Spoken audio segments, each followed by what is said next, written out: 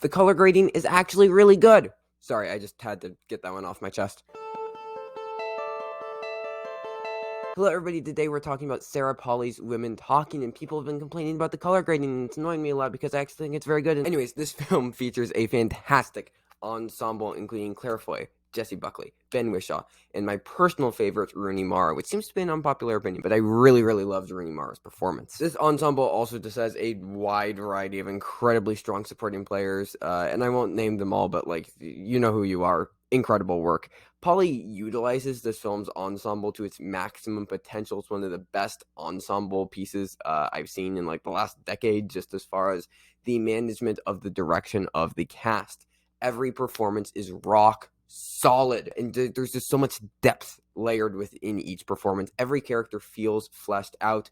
Their arguments and the conflicts that they bring up, they're all fully realized, and they all feel distinct from every other character in this ensemble. And part of this can be attributed to the all-around strong performances, but I also think a lot of the credit has to go to Polley's masterful direction. She somehow manages to balance every character and give the space and time for each character to feel fleshed out, while also making sure that the film is never overwhelming. I saw this film like 2 months ago, and each character still feels distinct. I can still pick out qualities from everybody within this film. Really well done. So Women Talking, it follows a group of Mennonite women who conduct secret meetings in a hayloft as they grapple with the collective realization that they have been raped and abused by the men of the village. Ben Wishaw's character is a school teacher, so he is tasked with keeping the minutes of the meetings, and the women must grapple with their religion and belief systems as they decide whether to stay, fight, or run.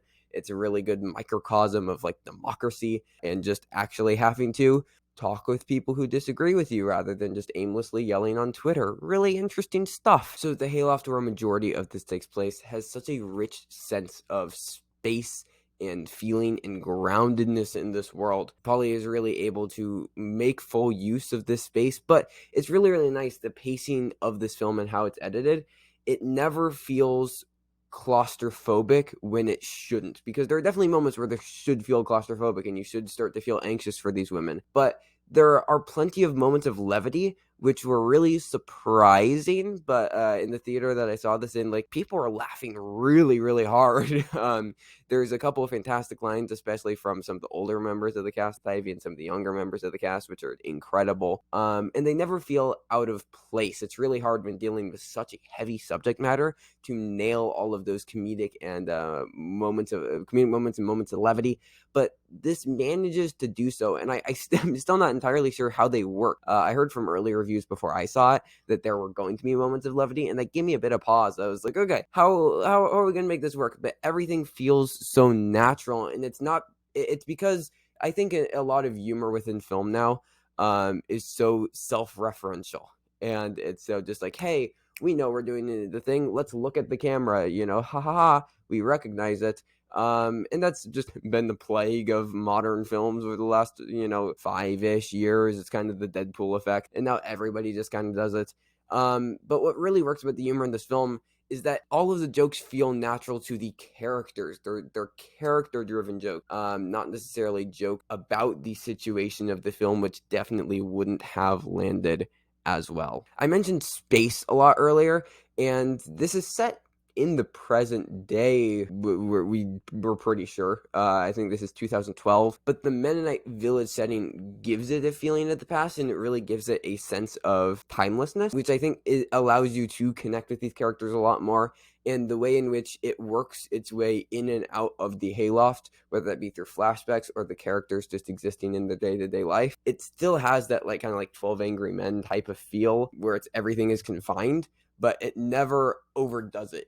It's really well paced in how it moves in and out and weaves in and out of the different settings of the film. This movie is really about these women trying to fight for their existence in the world, and I don't think that would have worked if we were stuck in the hayloft the entire time. But the fact that we move in and out, it maintains the sense of claustrophobia while also showing us the world that these women are fighting for. So I saw this film at the Chicago International Film Festival with my mom, actually, a couple months ago. And going into it, she was reading about it, and she was a little bit apprehensive because she read about the sexual assaults, especially depicted in relation to the children. And she was apprehensive, and I think rightfully so. Over the past couple of years, there haven't been the best depictions of sexual assault on screen. A lot of them done by men. Also had something like Blonde with Andrew Dominic. Handled it really, really poorly. And if anything, this just shows that we should be having women primarily handle films in relation to sexual assault, or at least have like a woman primarily in the creative process who can be like, hey, maybe not. Because it's done really, really tastefully. It never feels exploitative in this film. The eye of the camera never feels like we're peering in or it's like sexualizing any of the characters. It feels very horrifying and almost like a gothic horror, which Polly and her cinematographer Luc Montpellier kept on referring to it almost as like a gothic type of film. And I do think that this is kind of why the color grading works. Speaking of Luc Montpellier, he was at the Q&A afterwards for the film, and I also got to talk with him before the film. You can check out the interviews with Polly and Luc Montpellier. It was pretty fun that I got to interview them. But Luc Montpellier has been Sarah Polley's cinematographer for both of her narrative feature films, Away From Her and Take This Waltz. And he actually asked if he should step down. He brought this up in the Q&A afterward because he wanted to step aside for a female cinematographer if that is what Polly wanted, to have a woman behind the gaze of the camera depicting these sequences of sexual assault. And he did end up working on the project, and he does a fantastic job, but it's just really interesting that they were already preemptively having those discussions and working that out when there were things like Blonde and that were made this year. So it's just interesting. Luc Montpellier, great guy. Give him more work, please. It's really, really good. So I'm going to come back to the color grading. Feels very gothic, and it feels very timeless for that reason, because the story is supposed to be timeless, because unfortunately it is a story out of time, and this happened, years ago, thousands of years ago. It's still happening now. It's very depressing. And it's supposed to have that gothic type of feel, almost like a modern gothic horror story about people stuck in time. They're stuck in the past. They're stuck not only in the past by way of this Mennonite village, but also they're stuck in a situation that should be from the long past, but is still happening today. The other interesting thing is that this film not only has a sense of timelessness, but also it doesn't actually have a definable sense of place. Like so many of the locations in this film feel like they have such a sense of place, and there's such a sense of space and area and geography that is accomplished throughout this film.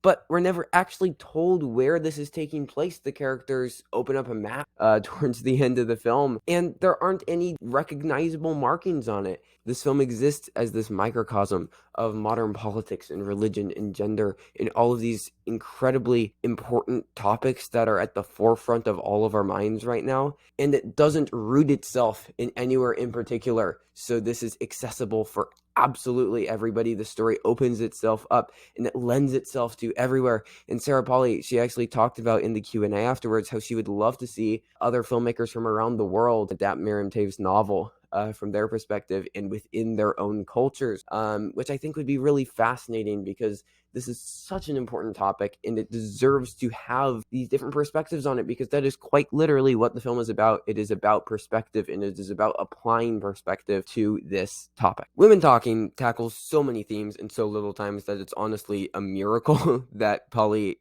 constructed a cohesive film, also in only an hour and 45 minutes, I think is the length. Like, it's ridiculous. The film understands that a wide variety of religious beliefs and gender identities and class positions are staples of reality that should be understood through multiple lenses. When I talked with Polly, she mentioned that it was a great exercise to not only write from the perspectives of the characters that she agreed with, but almost more so the characters that she disagreed with, and to look at the situation from their perspective. And that care that is placed into the screenplay shines through. Like most great movies, Women Talking arises multiple very important questions and provides multiple outlooks on the matters, and allows the audience to come to their own conclusions while also letting the narrative come to a satisfying end. It manages to both be deftly subtle and gut-punchingly powerful at the same time. That's not an easy tightrope to walk. I wholeheartedly believe that this movie is a masterpiece. Polly and her ensemble constructed a piece of film that manages to be wildly engrossing, heartbreakingly tragic, and surprisingly humorous, and all at the same time being a scathing portrait of the modern world. I'm gonna throw this a 10. It's my fourth 10 of the year after Sun, Everything Ever All at Once, and Tar. So this is a 10 for me. I really, really love this movie. Everybody, please go watch it. All right, let's get into Oscars talk. This has been kind of sad. hasn't been doing well at the Golden Globes and Critics' Choice. It's kind of been a little bit frustrating. Ben Whishaw has shown up nowhere, which is really annoying.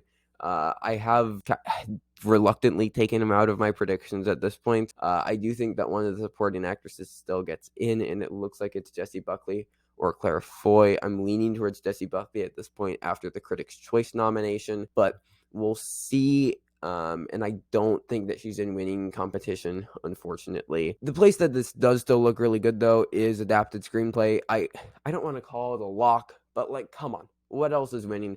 Glass Onion's, like, barely in the best picture at this point. Still really close. She said's pretty much on the outside. What else is going to happen? The Whale, Living. The only thing that really makes sense to win screenplay here is Sarah Polley for Women Talking, which I would absolutely love to happen. So please, just give me this, Academy. For director, Polly's kind of slid out. I think she's in the 6 or 7 slot right now. Would love to see her pop back in. If maybe we can snub James Cameron because Avatar was like meh, to like not great. A video about that soon. Didn't really care for it. Maybe he gets Christopher Nolan or Denis Villeneuve. It would make sense for like the big blockbuster thing. If Rajamuli doesn't happen, then I think that Polly has a path, but those two would need to fall first. For Best Picture, I think it's still in, though it has kind of fallen out of winning competition, unfortunately. If Polly can still get into director, and if it can get a second acting nom, then maybe it can rise back up because it is looking pretty good in the screenplay. As far as text, this deserves an editing nom. Probably won't get it unless it does climb back up to that like top Best Picture winner contention status. So the only tech that I'd really feel like it's getting in is Hildur Gudnadottir's incredible score for this film, because like I didn't even bring that up. The score for this, probably my favorite of the year between this or Everything Everywhere All at Once. Such a fantastic score. It sets the mood so well. There are some moments that still stick with me in the third act where the score kicks in and it's perfect stuff. Perfect stuff. I think that she's in, and I think she's in a battle with Justin Hurwitz to win for Babylon. I think that they're going to duke it out, and neither of those movies are looking particularly strong, like top 5 movies for Best Picture, so I think it's honestly just going to come down to the wire. 2 good scores. We'll see what happens. I would like to see this in costumes production design. Not going to happen. So what I'm looking at for Women Talking right now, as far as awards potential: Best Picture, Best Adapted Screenplay, Best Original Score, with a potential to get in Best Director. And I'm going to throw in Best Supporting Actress and Best Supporting Actor as possibilities if this can climb its way back up. Supporting Actors for Claire Foy and Best Supporting Actor for Ben Whishaw are also right there. I think they're just on the outside. They could still climb up with good performances at SAG and BAFTA. Speaking of SAG Ensemble, this is in. I hope. Please don't mess this up, SAG. Best ensemble piece of the year, kind of. So, like, don't just do what you're supposed to do. I don't know if it's winning. It should be, though. So we'll see how that all shakes out. But those are my thoughts on Women Talking. Those are my thoughts on its awards chances. Everybody go see this, please. If it is showing in a theater near you, they're doing kind of a platform release as it's rolling out. If it hits a theater near you, please watch it. Support this film. Support just a great movie. And let's keep this strong for the Oscars. I know that the Oscars, they're like kind of superficial. They don't mean much, but like I'd love to see this movie recognized. So thank you everybody so much for watching. I really appreciate it. Watch it for yourself. Form your own opinions, but give it a shot, please. That is all. Thank you everybody so much for watching. You can do the like and subscribing thing, but who cares? It's meaningless. It's numbers. They just go up and down. It's all digital. Internet will probably go away one day, and none of this will mean anything. So anyways, all right. Thank you everybody for watching. Until next time, stay safe, everybody.